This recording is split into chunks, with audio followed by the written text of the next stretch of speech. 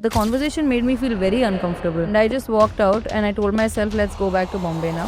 थोड़ा बहुत अनबन इधर उधर तो हो ही जाता है. मैं स्नैप कर जाती हूँ कई बार. 6-7 साल पहले एक शो का हमने राजन सर ही एक शो स्टार्ट कर रहे थे. उसके लिए Rajan sir had approach me for the main lead of the show. पहला रिजेक्शन आपको थोड़ा फील होता है कि अरे यू नो मैंने इतनी मेहनत की, आई विश ये चीज हो जाती. करना था मुझे, ये चीज करनी थी. Not every project that you're a part of does well. यही तो लाइफ है. मेरे लिए सबसे बड़ी बात यही थी कि I got a chance to work with Rajshri Productions. एक और हिंदी फिल्म मैंने की थी जिमी शेरगिल के साथ, which also didn't do very well. Mithun dad is also a fantastic cook. There's not even one dish जो वो नहीं बना पाते. मेरा सरनेम भी मदालसा शर्मा चक्रवर्ती है. So ऐसा बिल्कुल नहीं हुआ कि आप अपना सरनेम बैक सीट पर कर लो and you know this will be your surname from. No way. My in-laws are very liberal and they see 1,000 times ahead. Hello दोस्तों, मैं हूँ गायत्री निर्मल और मेरी आज की जो मेहमान है, she is one of the kindest souls I have ever met and very talented, very gorgeous. Please welcome Madalsa Sharma. Thank you Gayatri, thank you so much for having me. Madalsa, बड़े सालों बाद, काफ़ी सालों बाद आपको बड़े पर्दे पर देखा है हमने और आपने भी खुद को काफ़ी सालों बाद देखा है. How was the feeling? एक एक्टर के लिए I think this is one of the biggest moments. Absolutely. I started my career doing films. I started when I was just 16 years old and I kept doing movies.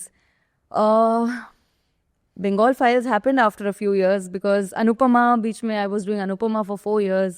और वापस बड़े पर्दे पर आकर बहुत अच्छा लगा. Of course बहुत अच्छा लगा. The feeling is just, it's beautiful because also the feeling of doing television has been amazing. And Anupamaa has given me a lot of fame, a lot of happiness as an actor, definitely yes. But in films, of course, it's different because you get to see yourself on the big screen, naturally. And I always believe that films and television, they both are very important aspect of the Indian entertainment industry. So, जैसे कि films are like, I think, they're like books in the library, you know, you can keep them and cherish them and read them whenever you feel like it. But television is like your daily dose of entertainment, like a newspaper you're reading every day. So for me to have experienced both mediums, it's again a blessing. But फिल्मों में वापस आकर बहुत अच्छा लगा and पुरानी सारी यादें ताज़ा हो गई. बिकॉज वहाँ पहुँचते मैं सब कुछ जल्दी तैयार हो गई, जल्दी मेकअप वेकअप कर लिया, जल्दी लाइन्स वाइन्स पढ़ लिए, सेट पे जाके मैं बैठ गई.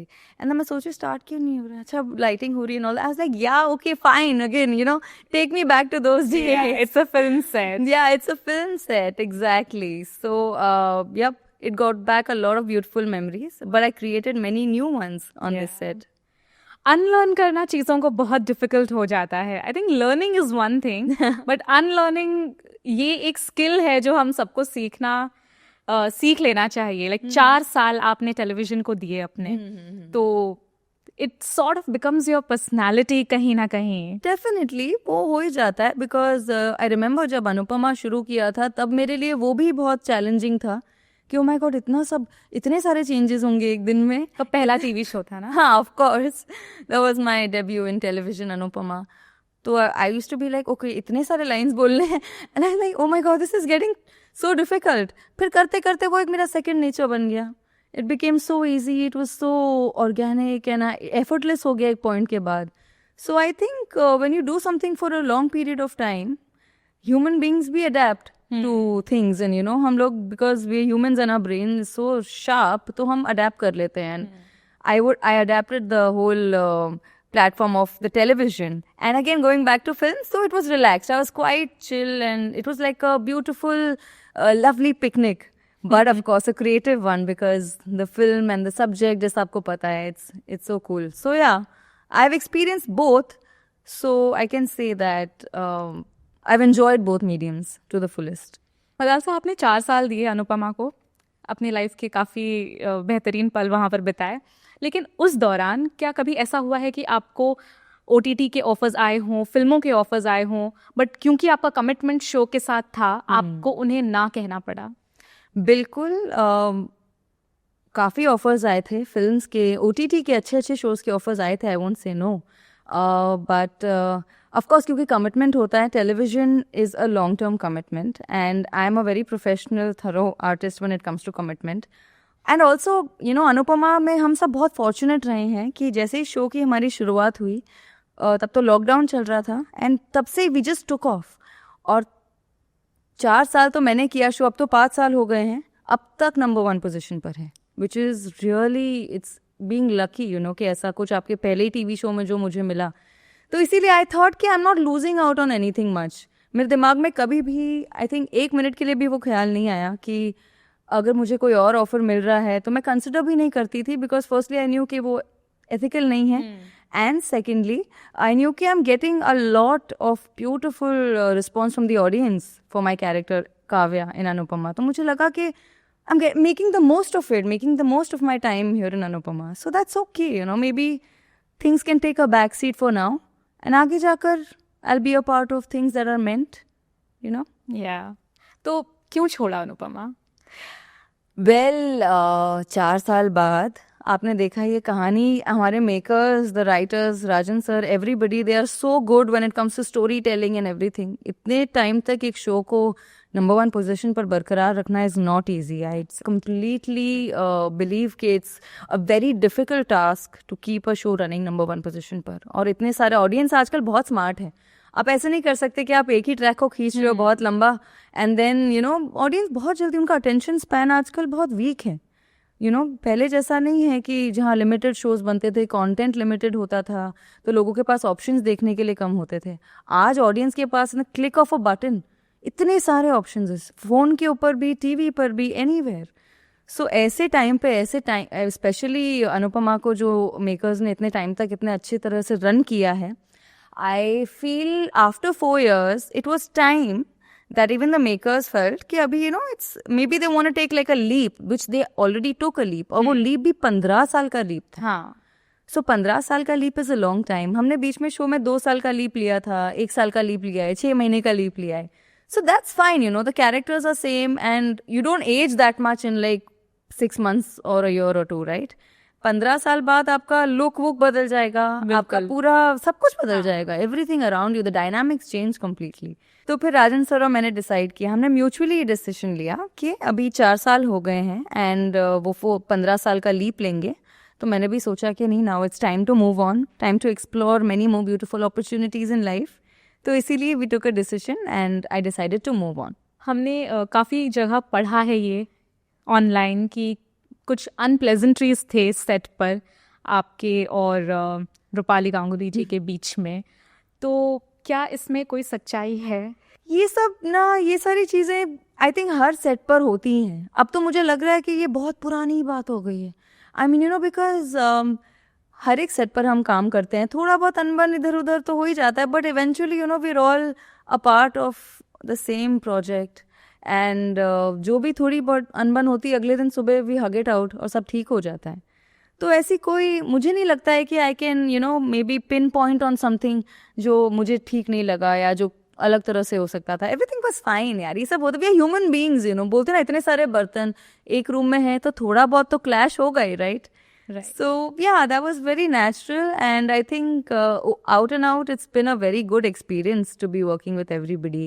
और like I said, I don't think there are any ऐसी कोई चीज़ें हैं नहीं जो मुझे इस वक्त याद आ रही हैं या ऐसा कुछ जो मैं बोलना चाहूँ. Everything was fine. It was a beautiful experience. That's all. बाद में कभी मुलाकात हुई उनसे? नहीं, not yet. Because मैंने उसके बाद एक ट्रैवल स्प्री शुरू कर दिया जो अब तक जारी है. And I'm aware. Yeah, absolutely. Because it felt like, oh, I can do so many things now. I mean, because उस टाइम पे आपका कमिटमेंट होता है तो काफ़ी चीज़ें आप नहीं enjoy कर पाते हो. Because obviously there are telecasts they have to complete. Diwali हो या क्रिसमस हो या बर्थडे हो, न्यू ईयर हो, होली हो, whatever, ये सारी चीज़ों पर भी आपको सेट पर जाना पड़ता है. तो उसके बाद मुझे लगा कि नहीं, I want to make the most of the time that I have right now. And मैं ट्रैवल स्प्री मैंने और मीमो ने भी decided to just go on a travel spree. और उस वजह से शायद हमारी मुलाकात हो नहीं पाई बिकॉज एवरीबडी सब अपनी अपनी लाइफ्स में बिजी हो जाते हैं. And of course we are all in touch like phone पे, मैसेजेस पे एंड ऑल दैट.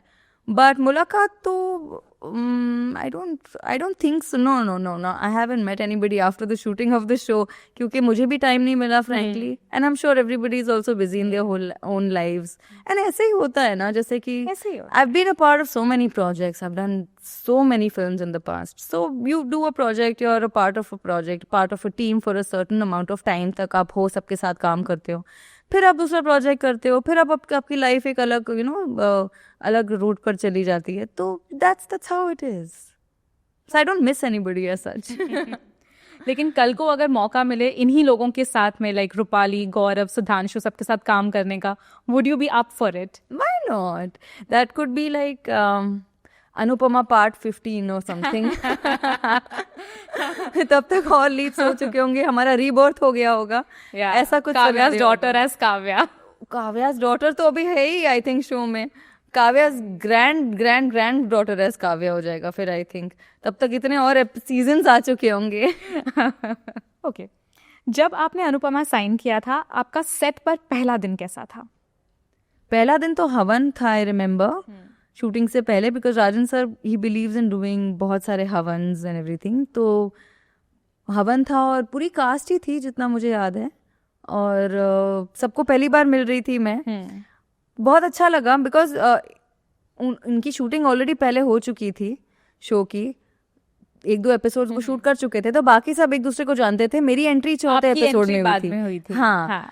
तो जब मैं पहली बार सबको मिली तब ऑब्वियसली एक बहुत अच्छा इंटरेक्शन था सबके साथ. और डायरेक्टर भी हमारे बहुत अच्छे हैं, Romesh sir, Abhay sir, Sunand sir, and जो हमारी पूरी टीम, सबके साथ पहली बार मुलाकात हुई. तो आई वाज लाइक कि ओके फाइन, अब ये जगह है जहाँ पर I am going to be working for touchwood a long time.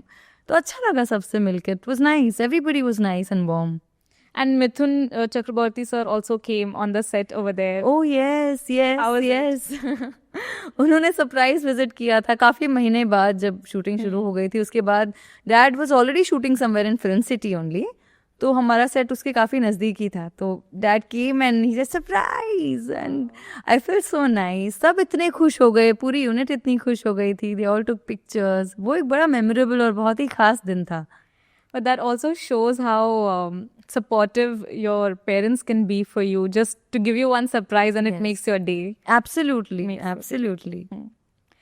4 साल एक ही कैरेक्टर प्ले करना, इसके प्रोज क्या थे आपके लिए और कॉन्स क्या थे? प्रोज तो यही था कि मुझे बहुत लोगों का प्यार मिला, लोगों का इतना अफेक्शन मिला, एंड इतने अच्छे रिव्यूज मिले लोगों के. ये मेरा प्रो था. कौन ये था कि कभी कभी मुझे लगता था कि एक पर्टिकुलर इमोशन जो काव्या का है वो अब ज्यादा लंबा टाइम तक एक ही इमोशन चल रहा है. आई वुड लाइक कि उस टाइम पर मैं सोचती थी कि आई वुड लव इट कि थोड़ा बहुत चेंज हो इसमें, अभी सीन्स थोड़े चेंज हो, या मेरा अप्रोच देखने का चीज़ों को चेंज हो. अगर ग्रे है सो ग्रे भी है, मगर उसके अलग अलग काफ़ी लेयर्स होते हैं ऑफ बीइंग ग्रे ऑल्सो. सो बहुत टाइम तक आप करते हो ना, तब मैंने फिर सोचा कि नहीं कि ऐसा इट्स नॉट अ फिल्म और इट्स नॉट अ 100 एपिसोड का सीजन कि आप इतना कर रहे हैं, ये चलेगा इतने टाइम तक जब. तो ऑब्वियसली अगर कोई इमोशन चल रहा है तो उसको लंबे टाइम तक भी अगर चलाना है तो उसमें कोई हर्ज नहीं है. वो मैंने करते करते सीखा. बट मुझे लगता था ऐसा उस टाइम पर कि ओ माय गॉड यही इमोशन क्या, यही टोन क्यों चल रहा है इतने टाइम तक, जो बाद में आई रियलाइज्ड कि it all changes from time to time. वैसे शो छोड़ने के बाद गौरव ने सेलिब्रिटी मास्टर शेफ किया, सुधांशु ने ट्रेटर्स किया, तो आप कोई रियलिटी शो करना चाहेंगी? ऑफर्स आए थे? Yes, definitely offers आए थे बिग बॉस के. Yes, fortunately every year the team gets in touch for me for Bigg Boss and Khatro and of course all the shows that you mentioned also. But I wanted to take some time off अपने लिए, family के लिए, memo के लिए, हमारे लिए. तो I didn't want to एकदम से jump into something else. जैसे ही शो खत्म हुआ मैं नहीं चाहती थी कि एकदम से दूसरा मेरा शूटिंग कुछ प्रोजेक्ट शुरू हो जाए. Actually, I'm a very family-oriented person. I've always been one. So, being busy for 4 years non-stop, मुझे नहीं मौका मिला था to spend the quality time that I always wanted to, तो इसीलिए मैंने वो टाइम ऑफ लिया. And I think when the time is right, I will definitely be a part of reality shows. But जिस तरह का रियलिटी शो मुझे करने का मन करेगा, जो मेरे टाइप का शो होगा, जिसमें मैं उतनी ही एक्साइटेड होंगी जितने की मेकर्स होंगे ऑफ कोर्स, ऐसा कुछ रियलिटी शो डेफिनेटली करूँगी in the near future, which I want to be a part of. Like a खतरों के खिलाड़ी? Yeah, maybe. Because when it comes to adventure, मुझे बहुत पसंद है. तो I've been a part of Super 2, जो कि तेलुगु का एक बहुत पॉपुलर रियलिटी शो है. This was the second season, Super 2. तो वो बिल्कुल फियर फैक्टर बेस्ड सीजन था. तो I've done that. मैंने एक्सपीरियंस किया है वो जो थ्रिल होता है और जो एक एडवेंचरस जर्नी होती है of being a part of a show like this. I've done that. So yeah, खतरों के खिलाड़ी won't be something new मेरे लिए. But I would love to explore it. मुझे भी would love पसंद to है see ये you. सब. अब जिस तरह से आप बता रहे हो इतने एक्साइटमेंट में कि आपने आग के साथ खेला है, आपने एनिमल्स के साथ खेला है, we would love to see you in Khatron. या मैंने वो सांपों के साथ टास्क किया है, लायन के साथ, टाइगर के साथ, स्पीड, फायर, सब कुछ किया हुआ है. So you have an upper hand. Maybe. Yeah. You have an You can upper say hand. that.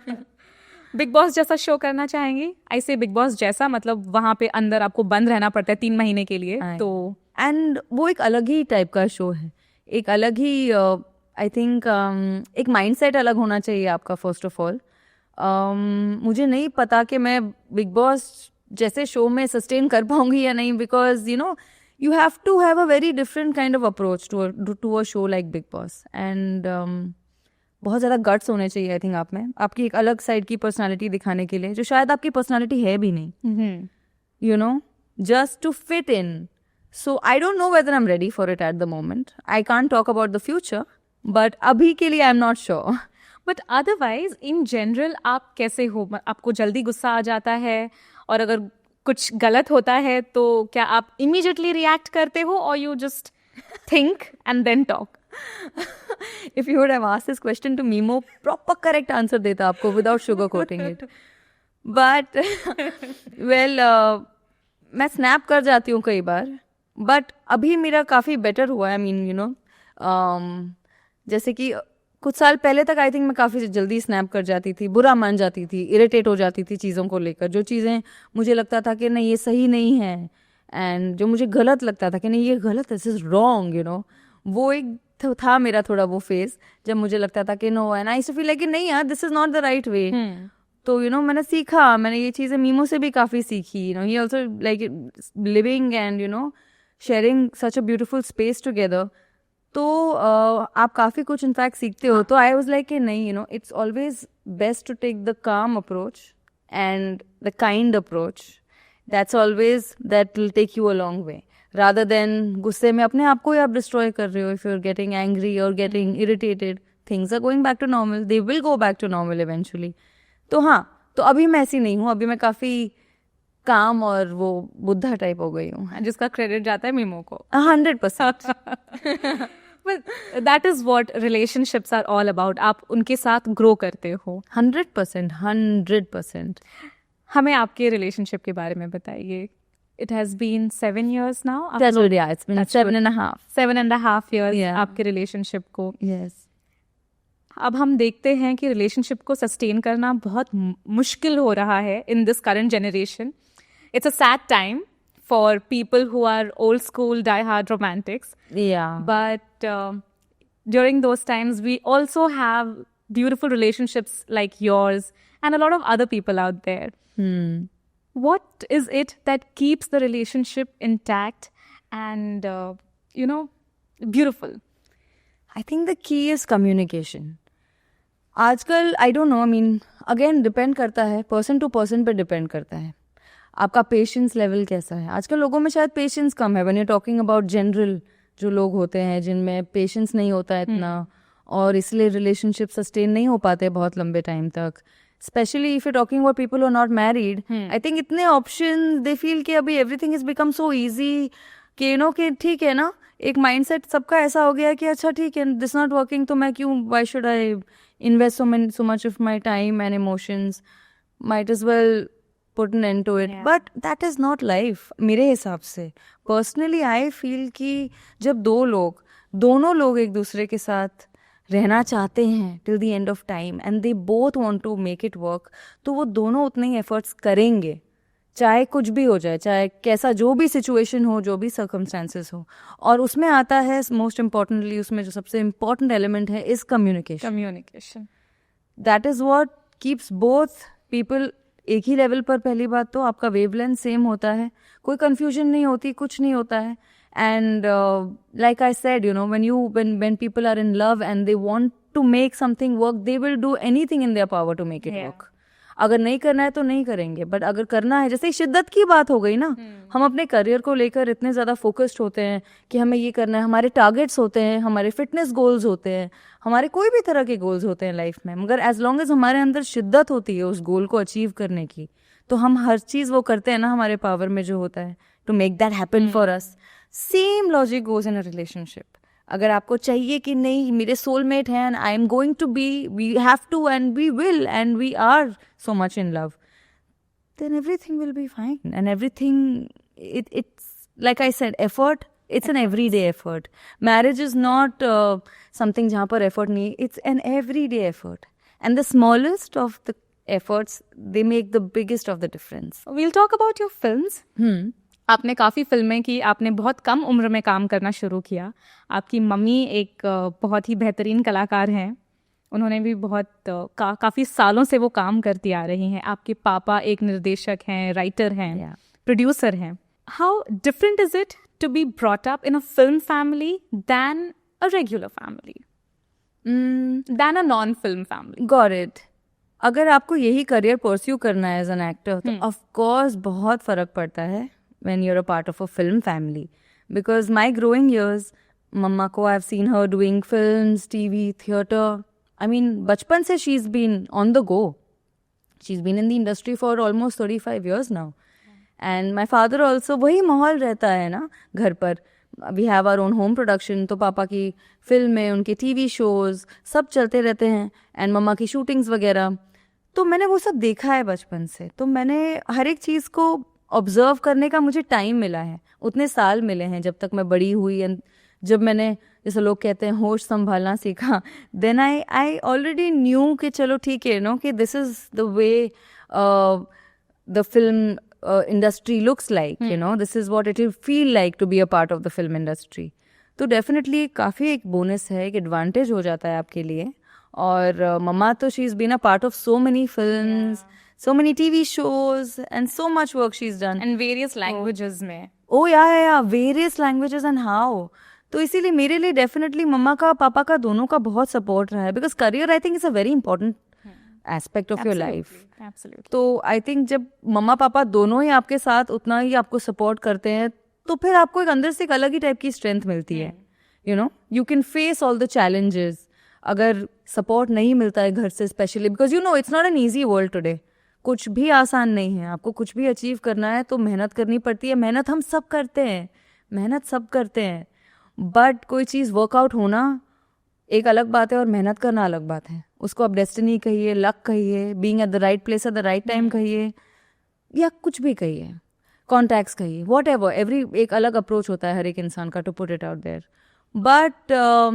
But एक सपोर्ट घर का होना बहुत इंपॉर्टेंट है मेरे हिसाब से, जो कि टचवुड मुझे मिला. इसीलिए जब लाइफ के चैलेंजेस भी मैंने फेस किए, जब भी you know being a part of so many projects वगैरह, जिस तरह के प्रोजेक्ट्स मैं करना चाहती थी, जिनको मैं नहीं कर पाई, जो मुझे नहीं मिले, जो मैंने नहीं लिए, वो सारी चीज़ों का जो एक डिसीजन मेकिंग फैक्टर होता है ना, उसमें पेरेंट्स का सपोर्ट मिले तो फिर आप you're fine, you're sane. Otherwise disappointment और डिप्रेशन काफ़ी ईजी है, बट सपोर्ट मिले तब तक you're always strong. एंड खास करके इस इंडस्ट्री में सबको एक लीड एक्टर बनना है, and there is nothing wrong in it. हर इंसान चाहता है कि वो एक लीड एक्टिंग एब्सोल्युटली से शुरुआत करे. एब्सोल्युटली. और जब वो नहीं होता है तो टू स्लिप इनटू डिप्रेशन, आप एंजाइटी आपकी जिंदगी का रेगुलर हिस्सा बन जाता है, आपको पता भी नहीं चलता है. हाँ. तो it is very easy to fall into all of this. जैसे आपने राइटली कहा है कि अगर आपके पास आपके पेरेंट्स हैं या कोई भी है जो आपको सपोर्ट करने के लिए है, आई think it is the biggest blessing. 100%. Biggest blessing. Yes, absolutely. Because, you know, it takes a lot of strength, firstly, to handle rejection. And I don't know whether ये सबकी बस की बात है या नहीं, to be able to handle rejection. पहली बार जब इंसान रिजेक्ट होता है, हम थोड़े नाइव होते हैं उस टाइम पे, जैसे कि जब शुरुआत होती है, अगर हम फिल्म इंडस्ट्री की बात करें तो छोटे होते हैं, नाइव होते हैं, ज़्यादा हमें आइडिया नहीं होता है कि you know how it all works. तब आई थिंक पहला रिजेक्शन आपको थोड़ा फील होता है कि अरे मैंने इतनी मेहनत की, आई विश ये चीज़ हो जाती। फिर सेकेंड टाइम आप मेहनत करते हैं और कि चलो ठीक है, फिर आप होप करते हैं, उम्मीद पर दुनिया कायम है, तो आपको एक आप होप करते हैं फिर कि आगे मेरी जर्नी स्मूथ रहे। ये सब ठीक है, it's a part of life, but the moment you start handling rejection positively, I think the tables turn. फिर आपको ज़्यादा फर्क नहीं पड़ता, बिकॉज आपने एक्सेप्ट कर लिया है कि लिसन, एट द मोस्ट मेरे हाथ में क्या है, मेरे हाथ में वही है कि we can work hard and अपने बस में जितनी चीज़ें हैं, अपने कंट्रोल में जितनी चीज़ें हैं, हम वो करने की कोशिश करते हैं। बाकी सब तो it's all written, I believe it's all destiny. जो होना है वो होगा, जो आपके लिए मेंट है, जो चीज़ is written for you, it will fall in your lap without even knowing और asking for it, you know. तो हाँ, बस as long as people can handle rejection, I think they can handle any kind of thing. आपका पहला rejection कौन सा था और आपने उसको कैसे हैंडल किया? I don't know whether I can call it rejection. Maybe date issues के वजह से कुछ चीज़ें वर्कआउट नहीं हो पाई है मेरे लिए। तो in the past when I am talking about my south films वगैरह, तब होता है ना कि कई बार आप 2 फिल्में करना चाहते हो एक टाइम पर, बट आपके डेट्स कभी कभी क्लैश हो जाते हैं। वो भी एक काफ़ी डिफ़िकल्ट चीज़, सिचुएशन ही होती है एक एक्टर के लिए कि आपको ये चूज़ करना है या वो चूज़ करना है। बट कई बार वो चीज़ें it doesn't fall in place perfectly, तो you have to say no to a particular project. तो वो I don't think I can call it rejection, but या दैट फील्स, वो ऐसा लगता है कि अ पार्ट ऑफ यू कि करना था, मुझे ये चीज़ करनी थी। But I think yes, of course, मैंने remember giving a few auditions जो पास्ट में वर्कआउट नहीं हुए हैं, जो मुझे लगा कि ओके मैंने तो I give it my best shot, but ये शायद नहीं हुआ। तो फील होता है, थोड़ा गुस्सा आता है, कभी कभी इरिटेशन होता है, बदन लगता है कि ठीक है, maybe this was not meant for me, because I use to do a lot of chanting कुछ साल पहले तक, बुद्धिज्म का चांटिंग। तो उसमें एक बड़ी अच्छी चीज़ मैंने पढ़ी थी कि हम हमेशा एक स्लाइस ऑफ द पेस्ट्री के लिए रोते रहते हैं कि हमें ये स्लाइस क्यों नहीं मिल रहा है, मुझे ये खाना है, मुझे ये चाहिए था, क्यों नहीं मिल रहा है। बट वी डोंट रियलाइज कि एक्चुअली पूरा केक हमारे लिए है, and we've been only crying over one slice of it. That time shows us, time teaches us. So that's what I'm talking about. It's patience. If you're patient, consistent, focused, determination है आप में, तो the cake will come to you eventually. It will. आपने कहा आपने auditions दिए। अब लोगों के जहन में ये रहता है कि अगर आप एक फिल्म फैमिली से हो, जैसे हम आजकल एक नया नाम भी है जिसके लिए, विच इज नेपोटिज्म, तो उनकी नज़र में कि वो फिल्म फैमिली के जो बच्चे हैं वो ऑडिशन नहीं देते हैं, you just have contacts, you go talk and you just make it. But in your case मुझे जानना है कि how was it easy to get projects, was it the family ties helped you or you were all by yourself? ये subjective है I think मेरे हिसाब से। Of course through contacts and through connections ना आपके लिए मीटिंग करना आसान हो जाता है। मे बी आप किसी के ऑफिस में जाके उनको 1-on-1 मिल सकते हैं जब कास्टिंग चल रही होती है, but eventually to bag a project वो एक अलग ही डिपार्टमेंट है ऑल टुगेदर। एंड आजकल एवरीथिंग इज बिकम ये जो ऑडिशंस वगैरह होते हैं आजकल, ये सब चीज़ें चेंज हो गई है। अब पहले शायद आई don't no, may be many years ago, जब इतने सारे लुक टेस्ट वगैरह, इतना एडवांस ये सब नहीं था, तब शायद हो सकता है कि आपके कनेक्शंस के बेसिस पर आपको प्रोजेक्ट मिलना आसान हो जाता था। बट तब भी जब फ्राइडे आता है तो वो क्रूअल फ्राइडे को तो नहीं पता है ना कि आप स्टार किड हैं या आपके पास इतने कॉन्टैक्ट्स है, आपकी फिल्म चलना या ना चलना उससे इसका कोई कनेक्शन ही नहीं है। बट अगर हम आज की बात करें तो मुझे लगता है सब कुछ चेंज हो चुका है। Now every role that you do demands a look test, you have to fit into that. Casting वगैरह बहुत टाइट हो गई है एंड सारी एजेंसीज वगैरह they are only, it's all audition based, it's all your look, जो उनको look चाहिए उनके पर्टिकुलर कैरेक्टर के लिए, you fit in that look, you get the work. Otherwise there are so many, there is a lot of competition, इतने सारे लोग हैं। And as far as your question is concern, तो no, I feel right now it's all upon, like I said, okay fine, आप touch में आ सकते हो उन लोगों के साथ, हाँ, you can, yes, you can be in touch with people who are starting a particular project, but वो फिल्म आपको या प्रोजेक्ट आपको मिलेगा या नहीं मिलेगा उसकी कोई गारंटी नहीं है on the basis of your contacts. वो आपको आपके मेरिट एज एन एक्टर पे ही मिलेगा, बिकॉज प्रोड्यूसर भी इतने फिल्म या शो पे या किसी भी चीज पे पैसे लगा रहे हैं, उनको कोई फर्क नहीं पड़ता. They only care about their money. Returns अच्छे आने चाहिए. एब्सोल्युटली. यस.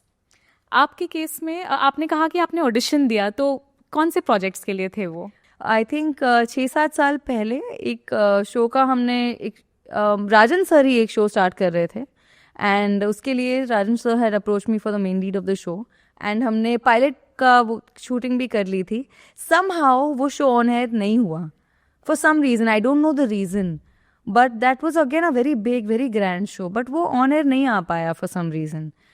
तो तब से वो एक सीट जो था ना राजन सर के माइंड में, then it came back as Kavya. So yeah talking about auditions and ये सब जो है, उससे मुझे ये चीज़ भी याद आई कि but this was again in my favour, so I am grateful for that. But या आई थिंक कमर्शियल्स की काफ़ी ऑडिशंस में मैं रिजेक्शन आप बोल सकते हैं. हाँ. बट लाइक यू सेड, आप पेस्ट्री पर फोकस कर रहे थे, the cake wanted to come to you. Exactly. That's what I should, yeah. Amazing.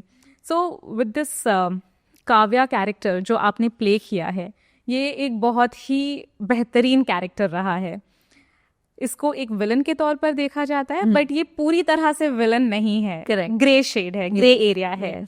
Because Kavya as a person बहुत ही प्रैक्टिकल थी. हाँ. लेकिन ऑडियंस हमारी जो है वो इतने इनोसेंट होते हैं कभी कभी, बहुत क्यूट. हाँ, कि वो कैरेक्टर को ही आपका मेन पर्सनालिटी समझ बैठे हैं. तो कभी ऐसा हुआ है कि बाहर किसी ने आपको कहीं देखा हो और काव्या के नाम से पुकारा हो और आके कहा हो कि आप ऐसा क्यों करती हो? यस, इनिशियली ऐसा बहुत होता था. पर आई थिंक शुरुआत के 1-2 महीने में शो के, तब ऐसा बहुत होता था कि क्यों आप ऐसा क्यों कर रहे हो, ये क्यों ना. I am just playing the character. मैं तो किरदार परफॉर्म कर रही हूँ, लेकिन आपको अगर मुझ पर इतना गुस्सा आ रहा है तो मुझे अच्छा लग रहा है. तो मुझे लग रहा है कि मेरी जो मेहनत है और जो मैं काम कर रही हूँ वो आप तक पहुंच पा रहा है, बिकॉज मैं कर वही रही हूँ ताकि मुझे आपकी नफरत मिल सके. तो अगर मिल रही है, so it's a win win for me. मतलब मैं सही कर रही हूँ. बिल्कुल, एब्सोल्युटली. मगर उसके बाद काफ़ी लोग मुझे ये भी कहते थे कि स्पेशली टीनेजर्स, 15-15, 16-16 साल की लड़कियाँ, कितनी बार कहीं हम बाहर होते हैं ना, मॉल में या कहीं पे भी, तो they used to come to me and tell me कि हमें आपके जैसा बनना है, यू नो, क्योंकि आपका कैरेक्टर, आपका जो रोल है, इट्स सो ब्यूटिफुल. आप इतनी प्रैक्टिकल है, लेवल हेडेड है, स्ट्रॉन्ग है मेंटली, कि हमको आपके जैसा बनना है, यू नो, कि इंडिपेंडेंट स्ट्रॉन्ग जो एक होता है quality, that is something they really admired. So I was very happy to hear that kind of response लोगों का. तो मैंने सोचा कि ठीक है, ये एक अलग तरह एक ये ऑडियंस भी है, देखो, कि जो चाहती हैं कि वो इतनी strong independent career oriented women से they get so inspired. Because आपने देखा है काव्या की जर्नी शो में, she is only taking care of herself basically. उसकी कोई बैकग्राउंड दिखाया नहीं है in terms of family wise. तो वो अपने आप ही लड़ रही है अपनी जंग to make a place in the family for herself. So more than hate comments, मुझे बाद में बहुत सारे अच्छे और मोटिवेशनल कॉमेंट्स मिलने लगे. So that is now in hindsight, I think about it, Kavya used to only think about herself, which is right. Which is right. Why not? Of which course is it's right. क्योंकि हमें ऐसा दिखाया जाता है किरदारों के through कि आपको हमेशा कॉम्प्रोमाइज करना है अपनी खुशी के साथ, ताकि आपका परिवार खुश रहे, आपके बच्चे खुश रहे, आपका हस्बैंड खुश रहे, आपके दोस्त खुश रहे. What about your happiness? Yes. And the moment you start thinking about your happiness, you are a villain. Yes, unfortunately अभी भी सोचो ना, हम अभी जिस सेंचुरी में रह रहे हैं, अभी भी हाउस होल्ड्स में ये थिंकिंग है. अनफॉर्चुनेटली कुछ हाउस होल्ड्स में, आई वुड से. बट अपने बारे में सोचना is not wrong. Absolutely not wrong. हाँ, हम अपने बारे में सोचते हैं, हमारी प्रायोरिटी हमेशा फैमिली रहती है, वो तो हम सबकी प्रायोरिटी है. एंड अगर आपकी फैमिली सपोर्टिव है तो फिर ब्लेसिंग है, बिल्कुल सबसे बड़ी ब्लेसिंग. लेकिन जैसा आपने कहा, अगर फैमिली सपोर्टिव नहीं है इन टर्म्स कि आपकी फैमिली एक्सपेक्ट करेगी कि हमेशा आप ही सब कुछ करें, अब गॉन आर द डेज बाबा. एग्जैक्टली. वो सब बहुत पुरानी बातें हो गई. एंड वो सब का कोई मतलब ही नहीं रहा, अभी कोई वजूद ही नहीं रही उन सब चीज़ों की। बहुत बेसलेस लगती हैं ये सारी बातें कि नहीं अभी जो बहू है वो घर में ही खाना बनाएगी, सुबह से लेकर रात तक सफाई करेगी। अरे यार, मेड्स है, कुक्स है, दुनिया भर का सब कुछ, everything is become so easy now. एक फोन पे एक ऐप पे आप डाउनलोड करो 10 minute, you will have helps, is what I am saying, you know. It's just everything has become easy. Everything is changed now. I mean, we're talking about, I don't know how many years back की mentality है ऐसी. I really hope and pray कि अब ये notion बिल्कुल बदल जाए औरतों के लिए. I really hope. Really. इसीलिए I think जो मेकर्स भी है इस तरह का कंटेंट बनाते हैं ताकि लोग इससे इंस्पायर हो. बेसिकली क्या मतलब the whole point of making any show और अ फिल्म जो इस टॉपिक पर होता है वो यही होता है ना कि लोग देखें और लोग इंस्पायर हो कि अब ये सब बंद करो, अब हम उस एरा में नहीं रह रहे हैं, बहुत इवॉल्व हो गई है दुनिया. It's not what it used to be 100 years back. Right. How are you in person, off screen? Like level-headed, independent, strong, has her own idea of notion of a thing and wants to stick to it. Level-headed तो मैं हूँ, I can say, but मैं थोड़ी emotional भी हूँ. I won't deny that. मैं कभी कभी इमोशंस में भी बह जाती हूँ. मुझे लगता है कि वो भी प्रायोरिटीज पर डिपेंड करता है कि अगर कोई चीज़, जैसे कि like I said, you know, family, हमारी फैमिली को लेकर अगर कोई चीज़ हो तो आई एम एक्सट्रीमली इमोशनल.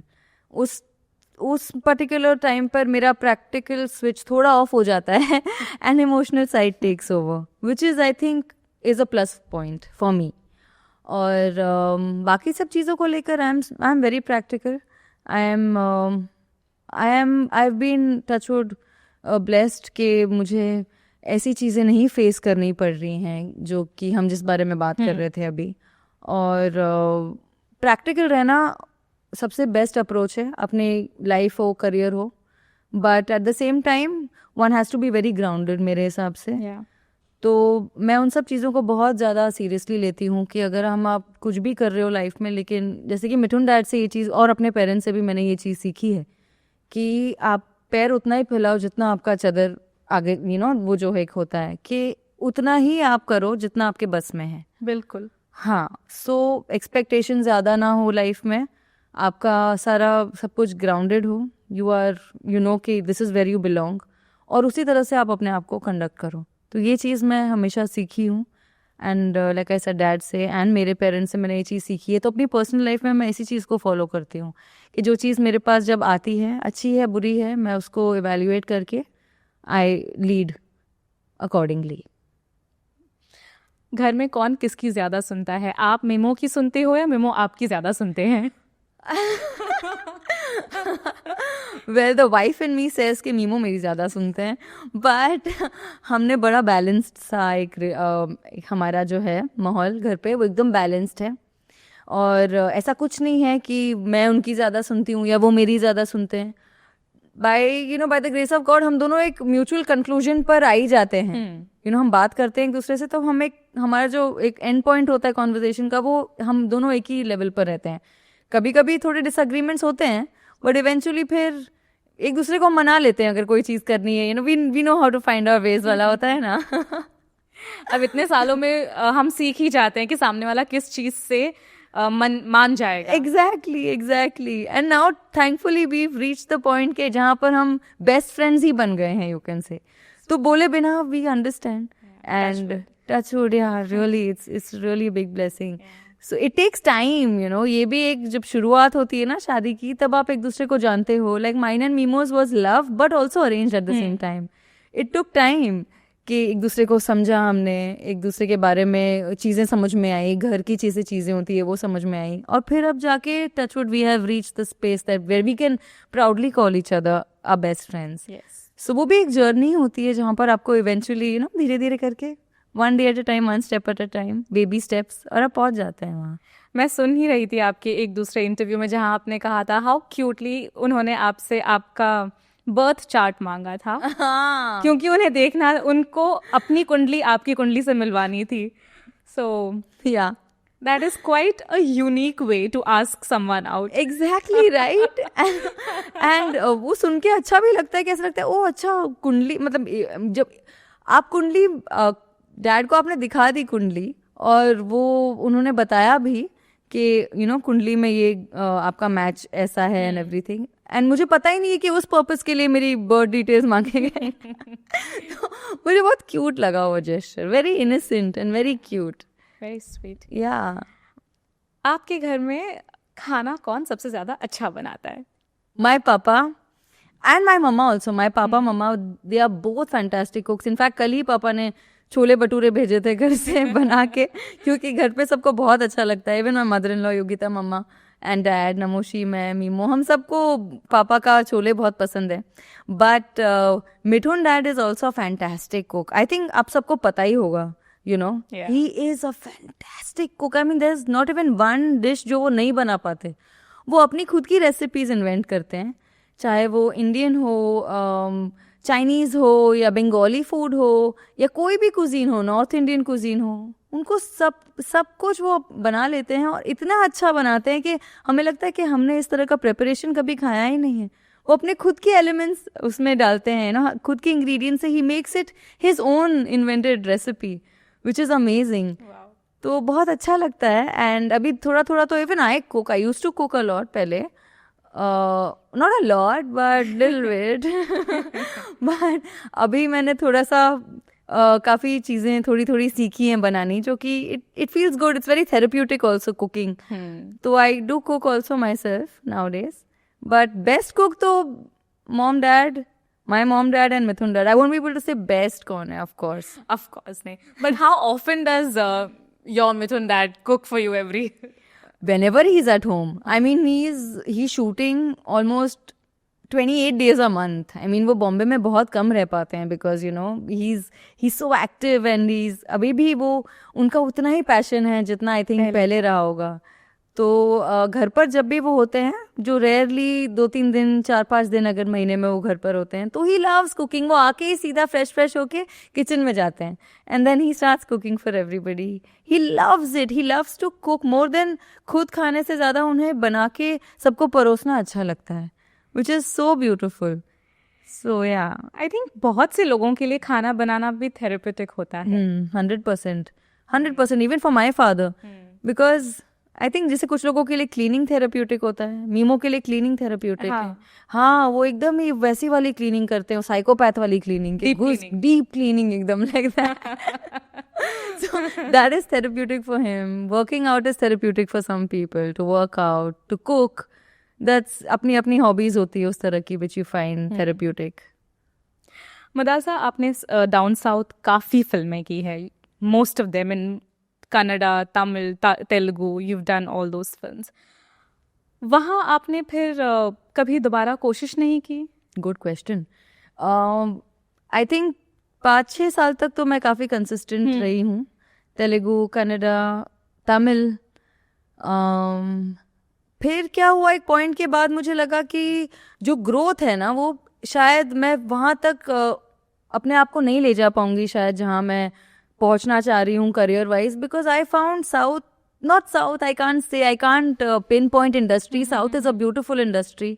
क्या फिल्में बनाते हैं, I mean amazing. Yeah, south कितनी अच्छी सब्जेक्ट्स होती है उनकी. It's beautiful. And I have also been a part of good south films. I know कि बहुत अच्छा है.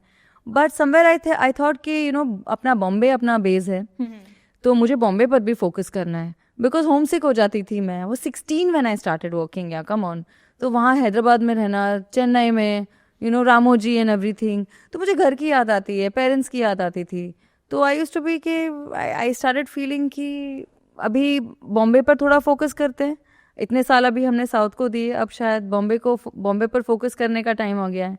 तो इसीलिए, एंड ऑल्सो एक आध कुछ एक्सपीरियंसेस थोड़े प्लेजेंट नहीं थे मेरे लिए वहाँ पर, जो मुझे लगा कि मैं नहीं कर सकूंगी, शायद वो मैं पाथ नहीं ले सकूंगी अपने लिए. जैसे कि when you talk about which are very, I think ये हर एक इंडस्ट्री में काफ़ी कॉमन चीज़ें होती है, when it comes to casting couch and all of that, it's everywhere. I think in every industry, may it be commercial, may it be offices, or may it be any kind of industry or any kind of career that you're pursuing, har ek mein I'm sure people get asked. तो इसीलिए आई felt कि may B I मुझे थोड़ा disappointment हुआ था एक point पर वो साउथ में. एक्सपीरियंस ने आपको अनकंफर्टेबल हाँ, एक कॉन्वर्जेशन ने मुझे अनकंफर्टेबल फील किया एक्चुअली.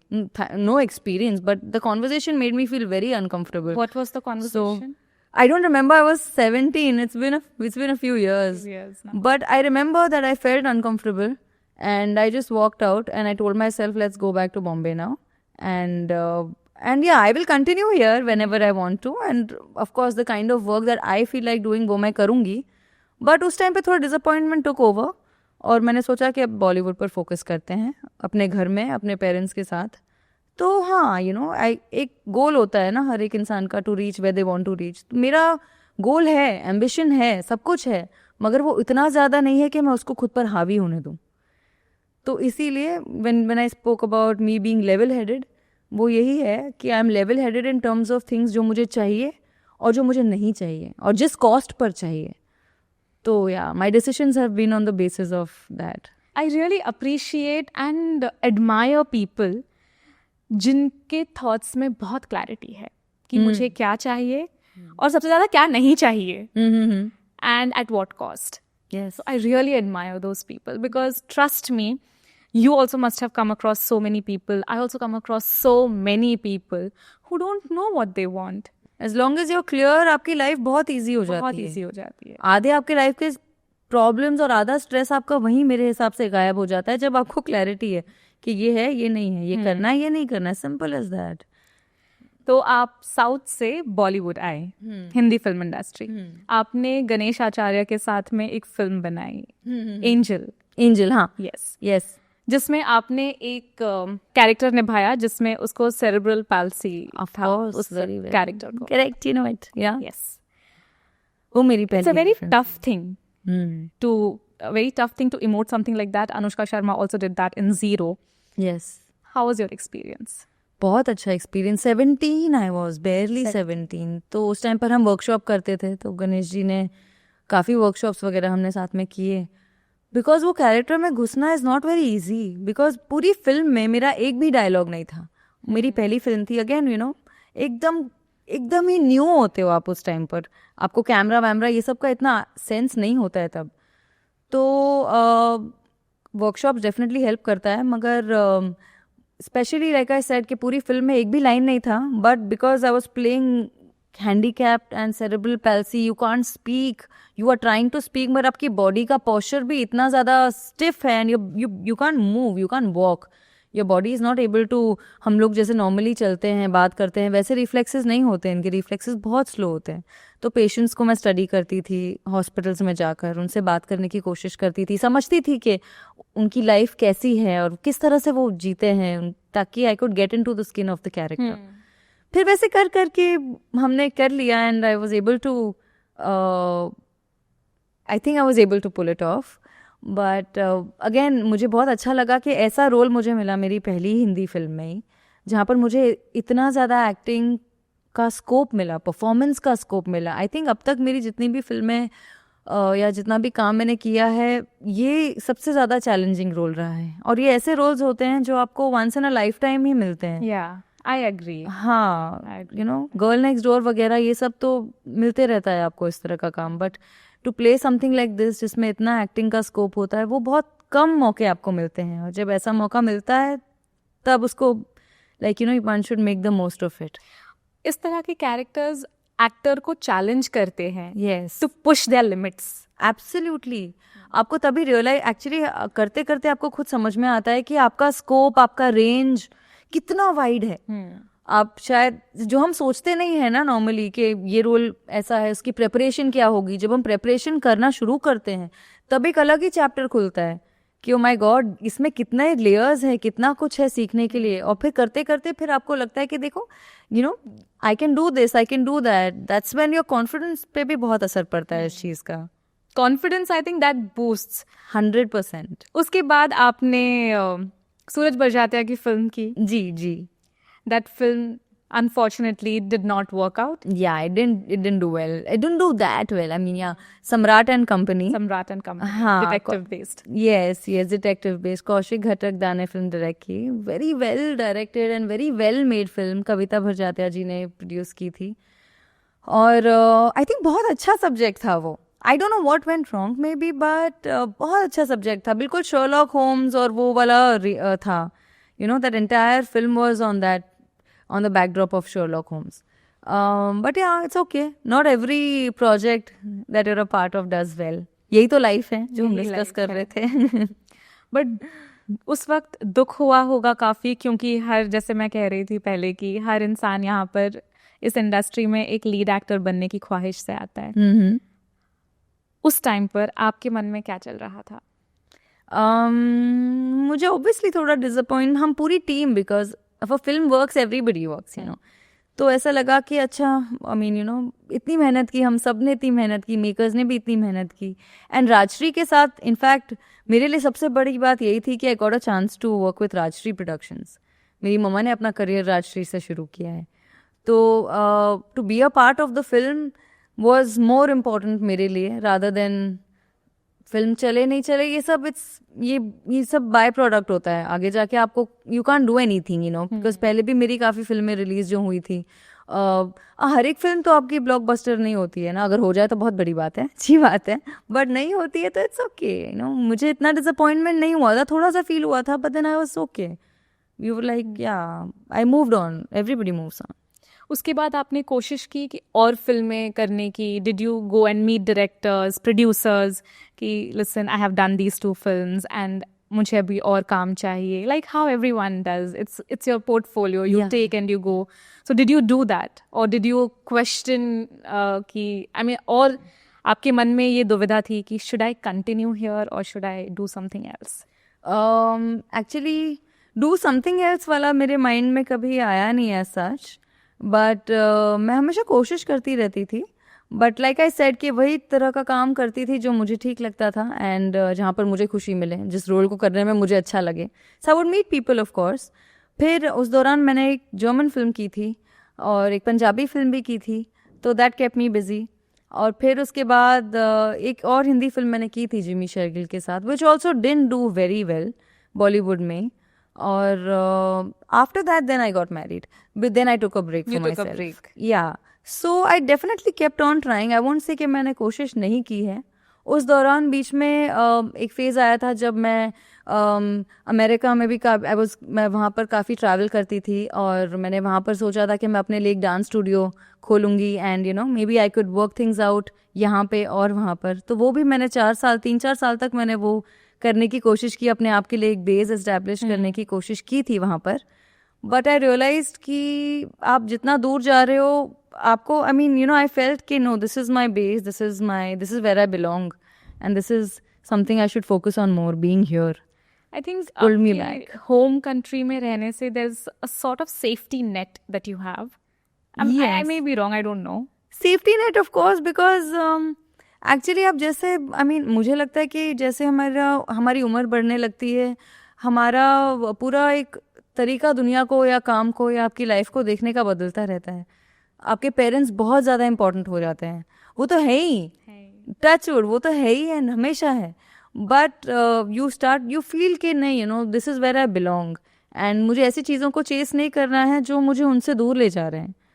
तो इसीलिए you know, you come back and you feel कि वो आपको, it's just a very natural process. मुझे लगता है I'm not the only one who thinks like that. तो जब बचपन में आपने देखा आपके माता पिता को काम करते हुए, आई एम श्योर आपने उनके स्ट्रगल्स को भी देखा है, क्लोजली देखा है. As a kid, how would that impact you? My parents were very sweet कि उन्होंने अपने अगर कुछ भी कभी कुछ जो शॉर्टकमिंग्स होती है, कोई चीज़ अगर यू नो कुछ फेलियर्स या whatever you can call it, वो कभी ऐसे नहीं ऐसे कभी हुआ नहीं कि मुझे पता चले कि ऐसा कुछ शायद कुछ हो गया है या यू नो कोई सेटबैक आ गया है लाइफ में या कुछ. उन्होंने कभी मुझे ऐसा फील नहीं होने दिया, thankfully. I mean they are so sweet, touchwood. तो या तो मुझे कभी ऐसा लगा नहीं कि यू नो कि शायद घर में सिचुएशन थोड़ी सी टेंस्ड है या यू नो कुछ सेटबैक जैसा कुछ हुआ है. आई थिंक हाँ, वंस अगेन लाइक बिकॉज पापा इज अ प्रोड्यूसर, तो उनकी कोई फिल्म नहीं चली थी एंड उस वजह से थोड़ा सा काफ़ी फाइनेंशियली में भी थोड़ा सा हिल गई थी चीज़ें for a while. But they both never made me feel कि कुछ गड़बड़ है या कोई चीज़ें थोड़ी स्लो हो गई हैं या कि कभी भी मुझे ऐसा नहीं उन्होंने फील करवाया कि I have to slow down, कि थोड़ा सा मैं संभल के जीऊँ या स्टफ लाइक दैट. बट मैं सेंस करती थी कि शायद थोड़ा सा डिफ़िकल्ट है प्रोफेशनली चीज़ें एट द मोमेंट, उतनी मेरे में अंडरस्टैंडिंग भी थी. एंड चीज़ें फिर स्मूथली, अगेन जो चीज़ नीचे जाती है दोबारा फिर ऊपर आती है. It's a graph of life, right? तो इट बिकेम फाइन. जब आपकी शादी हुई उसके बाद ऑफ कोर्स आप एक दूसरे फिल्म फैमिली में चले गए जहाँ पर मिथुन चक्रबर्ती हैं. तो लोगों ने उसके बाद इट हैपन्स कि यू जब आपके फैमिली में कोई है जिन्होंने अपनी लेगेसी क्रिएट की है, सो वो एक शैडो आ जाता है उनका, because you staying with them. Yes. तो लोगों ने कई बार कहा होगा कि अरे you are Mithun Chakraborty's daughter in law. So how difficult or easy was it for you to create an identity apart from that? I think I always had an identity before I got married. मैंने अपने आप को establish तो कर ही दिया था. और after that also because मुझे कोशिश करने की ज़रूरत नहीं पड़ी, because घर पर भी the whole family उन्होंने कभी भी ऐसा अरेंजमेंट नहीं बनाया मेरे लिए कि मेरी आइडेंटिटी कहीं पीछे छूट जाए. इतनी ग्रेसफुली वो चीज़ एक्सेप्ट हुई ना इन द फैमिली, इतनी ग्रेसफुली मैं मेरी identity, all the things that I came along with, वो सब इतने ब्यूटीफुली एक्सेप्ट हुआ घर पर कि मुझे एक सेकंड के लिए भी ऐसा फील नहीं हुआ कि अब शायद बैक सीट हो जाएगा मेरी identity and I have to पूरी तरह से अपने आप को ढालना पड़ेगा. ऐसा कुछ नहीं, ढालना पड़ेगा बोलते हुए भी मुझे हैवी फील हो रहा है कि ऐसी कोई सिचुएशन नहीं आई. एंड इतनी ग्रेसफुली हर एक चीज़, इतने ऑर्गेनिकली हर एक चीज़ हुई कि मेरा सरनेम भी मदालसा शर्मा चक्रवर्ती है. सो ऐसा बिल्कुल नहीं हुआ कि आप अपना सरनेम बैक सीट पर कर लो and this will be your surname. From no way. My touchwood, my in laws are very liberal and they see 1,000 times ahead. and because of the life and everything, जो एक ठहराव है, मैं बहुत सीखती हूँ मेरी मदर इन लॉ से भी, योगिता मम्मा से also. I learn so much every single day. That वो जो एक ठहराव, एक मैच्योरिटी जो होता है, एक ग्रेस जो आपके अंदर होती है, दैट इज, इट्स रिमार्केबल. सो वो आइडेंटिटी एंड एवरीथिंग. इनफैक्ट ऐसी बातें सुनकर ना हम घर पे हंसते हैं कि माय गॉड कि why is this still out there, ये अभी भी क्योंकि वही मेरा सवाल ही ये था कि बाहर जो लोग हैं वो फिर उनको कैटेगराइज करने में अच्छा लगता है लोगों को, तो दे स्टार्ट कैटेगराइजिंग यू. तो जब आप बाहर जाते हो so they say call you by names. No, but I was always Madalsa. I still remember even till date whenever I'm going anywhere या कोई भी, because मेरी ऑलरेडी एक काफ़ी वेल एस्टेब्लिश्ड सर्कल रहा है, इंडस्ट्री में बोलो या इंडस्ट्री के बाहर बोलो. So people have known me, I have known people. So I am always what I am. Nothing about me changed, except of course being a part of a beautiful family that I am. And it's a new life, not anymore new of course, but yeah, it was new back then. तो हाँ, तो even outside also ऐसा कोई लोगों का देखने का नजरिया या परसेप्शन, थैंकफुली ऐसा कुछ मुझे कभी भी ऐसा फील नहीं हुआ कि people have started looking at me differently. It's the same and which is a good thing. क्योंकि अगर कोई मुझे दूसरी नजरिए से देखने लगे भी तो आई विल क्वेश्चन देम कि listen, don't you know me award, पहले आप मुझे जानते नहीं थे कि अभी आपका सडनली देखने का नजरिया बदल गया. करेक्ट. कभी कभी अच्छा लगता है ये सब देखकर कि लोगों में भी उतनी सेंसिबिलिटी है to know people for who they are, who they have always been. हर इंसान में, चाहे वो कितना भी कंपोज्ड हो, स्ट्रॉन्ग हो, there are certain battles that they are fighting within themselves. ऐसा कोई बैटल है आपका अपने आप के साथ? मेरे साथ I think battle wise, if I say,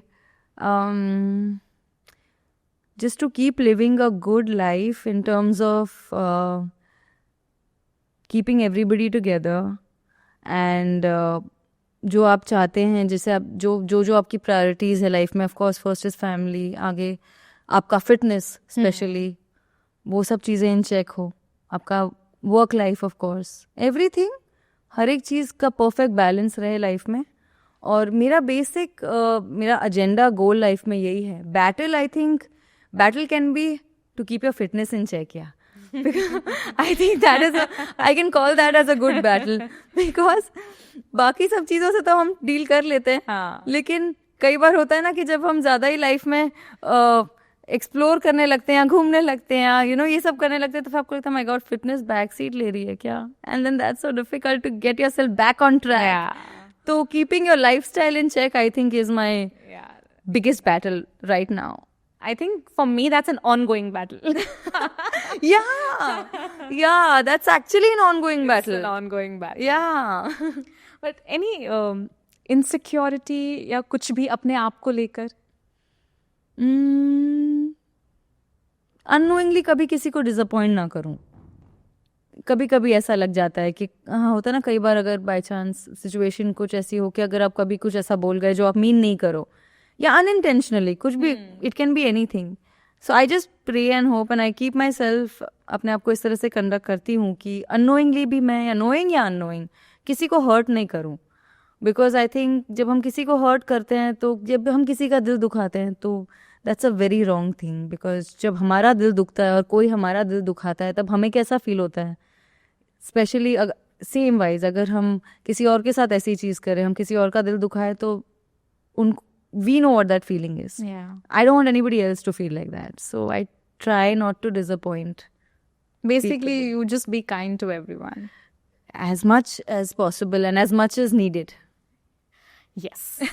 Drawing a boundary is also very important. Very important. You should be, kind. कभी ऐसा हुआ है कि आप बहुत मतलब अच्छे रहे हो किसी के साथ में, and then it sort of started taking a toll on yourself? 100% backfire भी होता है ना कई बार. So I think being too kind is also not very good. Depends कि आप किसके साथ आपका conversation हो रहा है. Because कई बार मैंने ये भी देखा है, जब आप बहुत ज़्यादा अच्छे होते हैं, तो people tend to take you for granted.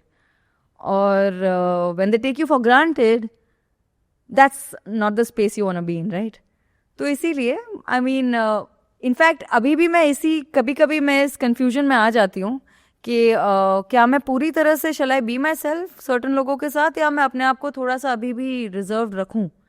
Because I don't want to be taken for granted, चाहे वो कोई भी हो, like in terms of work wise, तो अगर मैं बात करूं तो बहुत ज़्यादा हो जाता है. अपने हमारा एक रहना चाहिए, आई फील, कि we can't be ourself completely जिन लोगों के साथ हम काम करते हैं. Because वो फिर people definitely start feeling कि she's an easy target, she's a soft target, तो पॉलिटिक्स जब भी होती है, जो कि होती है इंडस्ट्री में, so you become the first person जिनके ऊपर कभी कभी, लाइक आई सेड, बैकफायर हो जाता है ये सब. तो मैंने सीखा है थ्रू द हार्ड वे. तो मैं आई थिंक इतनी थोड़ी बहुत समझ मुझ में आई है अब तक कि मैं इंसान को देख के परख सकती हूँ कि can I be myself, और I have to hold brave front और अ फेक फेस. करना पड़ता है आपको टाइम टू टाइम. Workplace पर you have to maintain a certain decorum.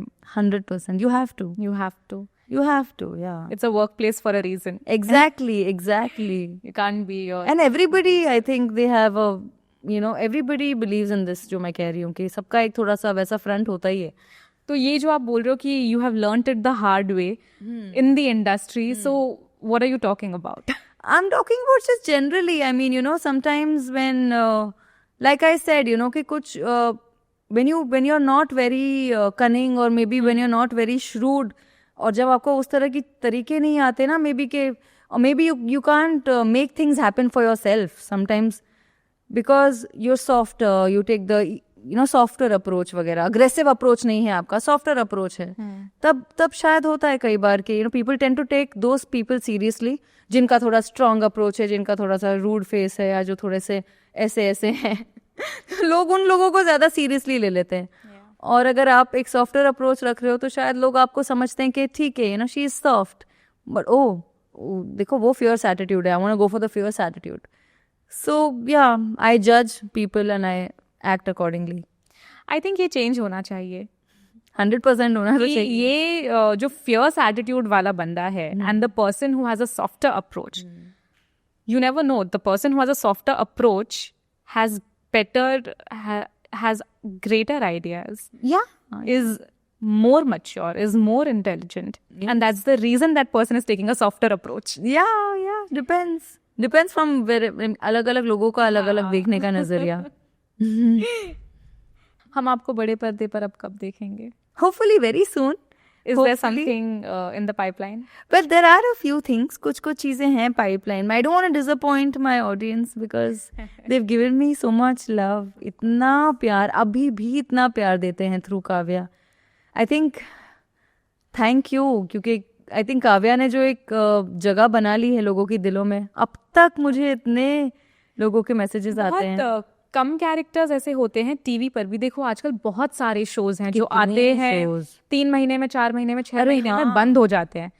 But उसमें एक ऐसा शो जो हमेशा याद रहे, उसके कैरेक्टर्स हमेशा सबको याद रहे, वो बहुत कम लोगों को नसीब होता है. Yes. And Kavya is one of them. Thankfully, I'm really grateful that लोगों को अभी भी एंड उतना ही प्यार जितना कि शो के शुरू होने के पहले महीने में जितना प्यार मुझे मिलता था, अब तक मुझे उतना ही प्यार मिल रहा है. तो that is a big blessing and I am very grateful for that. इसीलिए मैं उनको डिसअपॉइंट नहीं करूंगी. होपफुली अपना दोबारा मैं अपने ग्लिम्स या अपना जो काम है कहीं ना कहीं आपको मेरा दिखता ही रहेगा. बट प्लीज मुझे ऐसे ही प्यार करते रहिएगा हमेशा. ऑफ कोर्स करेंगे, क्यों नहीं. यस. आपको बच्चे पसंद है? हाँ. तो do you have any plans of extending your family? बच्चे डेफिनेटली पसंद है, बट अभी तक हमारी इस बात पर कोई डिस्कशन, चर्चा नहीं हुई है as such. I think right time पर जब कुछ होना होता है तब वो अपने आप ही हो जाता है. आई मीन नॉट अपने आप, हमको डेफिनेटली प्लान करना होता है of course, but in due time I think things will fall in place इस डिपार्टमेंट में भी. बट अभी के लिए थोड़ा सा आई थिंक हम वेट कर सकते हैं. यस. आपको 15 साल से ज़्यादा हो चुके हैं इंडस्ट्री में. तो आज इस टाइम पर अगर आप रिवाइंड करें, वो पूरा आपके जर्नी को याद करें, तो how do you look at it?